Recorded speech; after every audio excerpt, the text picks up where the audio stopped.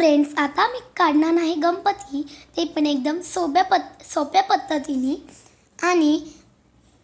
आणि ते पण छोट्या मुलांसाठी खूप इझी आहे. आणि आता आपल्याला पहिलं एस काढायचं आहे. अजून त्याच्या स्टार्टिंग पॉईंटच्या इथं मुकुट काढायचं आहे. तर आपला मुकुट आणि एस काढून झाला आहे. आणि मग आपल्याला त्याची सोंड काढायची. तर आपली सोंड पण रेडी झाली आहे आणि आपली सोंड पूर्ण रेडी झाली. मग आपल्याला तिलक काढायचं आहे. आपला तिलक रेडी झाला आहे. अजून त्याच्यानंतर आपल्याला डोळा काढायचा आहे. त्याच्यानंतर ते जे सोंड आहे तिथं रेषा काढायची. तर आपले रेषा काढून झाले आणि आता आपल्याला दात काढायचा आहे. दात खूप सिंपल आहे काढायला.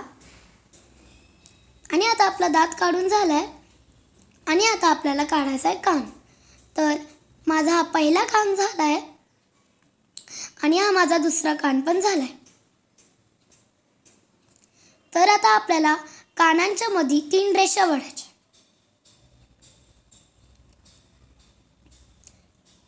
तर मित्रांनो, आता माझा गणपती रेडी झाला आहे.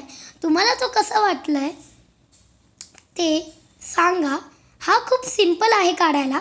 तोपर्यंत बाय बाय.